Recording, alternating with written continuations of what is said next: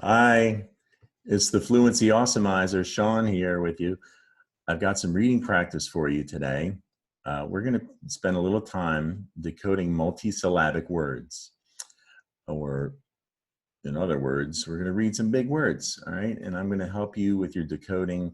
This is going to be very informative. We're going to learn how to spell. It's going to be pretty cool. So hopefully it won't take any more than 8 minutes. I've got 2 rounds for you. What I want to do first is show you a word, and I want you to read it right out loud. All right, are you ready? Here's that word. Okay, you think you know it? What's this word? Okay, these are the words millennials and millions. All right, top word millennials, bottom word millions. They're very similar, and it's worth talking about the similarities and the differences to help you read and spell. And I have a feeling you may have read the word millions when you tried to read the word millennials. It's a tricky word. So let's compare the 2 words. Here's how they're similar. They start with an M, there's an L, 2 L's, an N, or 2 N's, and they end with an S. So your brain is going to look at both of these words and it's going to think these are really similar words. Now the difference is after the N, or double N in millennials, there's an I after the N. The I comes before the N in millions. Also, millennials is a very long word, and reading big words like this, you can think of as a race. And anyone in a race is going to be very strong at the start and strong in the middle. And it's the ending that gets interesting because some people get a little tired and might not be able to finish the race as fast as the fastest person or car or whatever is racing. So there's an L at the end of millennials. You want to be sure to catch that and not drop it out because it's not in the word millions. There were L sounds before in the beginning of both of these words.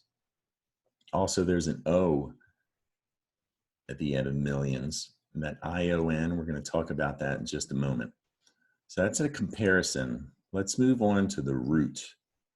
Now, the root word of millennials is an old Latin word, M-I-L-L-E. It looks like you want to say mile.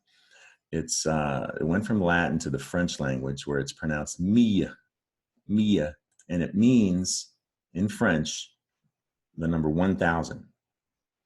All right, so that's the root of both of these words. Now, from mille we get millennium, and Star Wars fans, you know what I'm talking about, Millennium Falcon. Yeah, that's the word millennium. It means a period of 1,000 years. All right, and from millennium we get the word millennial. All right, taking that root word mia and putting ennial on the end, that means an anniversary of 1,000 years, or celebrating or acknowledging a 1,000-year period. And you probably weren't alive then, I'm guessing, but I was in the year 2000, 20 years ago. The whole world celebrated, had a huge party because a millennial is such a big deal. It took 1,000 years to get there. So it was a big celebration. Now, millennial, you put an S on the end, you've got a plural noun, millennials. Million has the same root, mia. And you might be thinking, we drop that E and add an ION, but you might be probably thinking, I'm sure you're thinking, million and 1,000, those are 2 different numbers. What's going on here? Well, the word million literally means 1,000 thousands. So it's like extra thousand, 1,000 thousands. That's what the word million means in French. And so we use it in English to mean 1,000 thousands.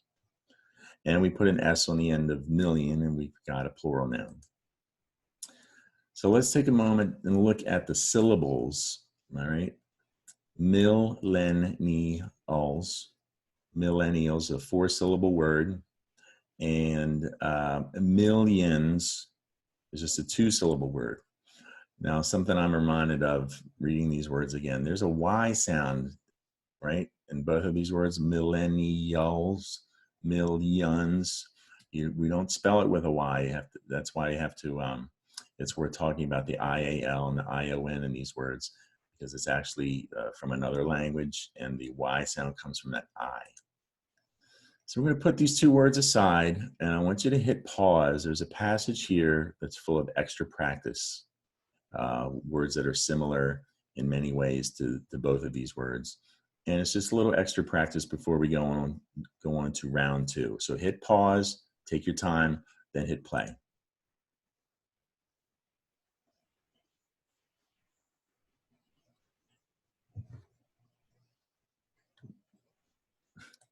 Let's go to round two. Okay, the same routine. I'm going to show you a word. Get ready to read it right out loud. Are you ready? All right, you think you know it? Here's another one. These two words are also similar. The top word is accordion. The bottom word is according. Now, they're so similar, I have a feeling some of you read according when you went to read the top word accordion. So let's take a few moments and compare these words too. They start the same way. And like I was talking about a long word being similar to a race, it's the end of the race that gets interesting. And young readers can get a little tired by the end of a long word like accordion. And that's where some mistakes can be made. So there is a D-I-N in both of these words at the end. But in accordion, there's an O-N, just like in million. And according has a G, I-N-G ending. All right, so we're going to talk about that suffix ing in just a moment. But you can see up at the top, it looks like Dion and ding. So let's talk about the root word and the suffixes. Accordion is a German word. That instrument, the accordion, it was invented in Germany. And this is the German root accord. We use the French root accord, so it's spelled with two C's. It's a hard C sound. And accord is a word in French that means it means to be in agreement. It means to be in harmony. And a chord in German literally means a musical chord. Now, you might not know what a musical chord is if you haven't studied music yet, and some of you are a little young to be doing that. But a chord is when you put a note with another note and another note, and you have a group of notes, and that's a chord. Just like on my guitar there. And so the root word accord is a musical root, all right? And it's a musical word. So we put an ION on to make the noun accordion. That's what the inventor of the accordion did. He got the name from that musical word accord. And there's an accordion. According has the same root, accord, and we just put an ing on the end. And the word according has to do with being in agreement also, and harmonious, in being in harmony. We use according to say, according to this expert, all right, who's in agreement. And that's where that word according comes from. So here's a moment to look at these syllables. Accordion, accordion. That's a 4-syllable word. Notice I took a C out.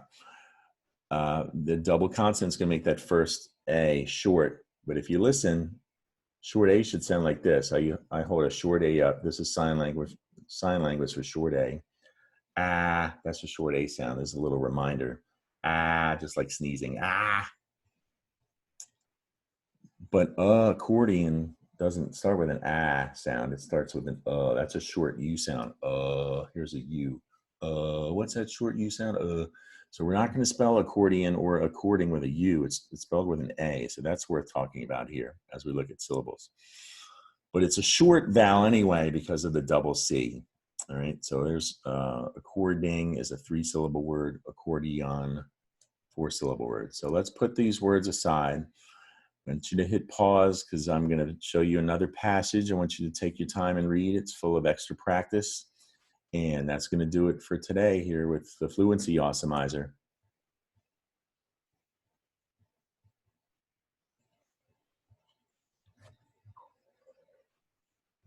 See you next time.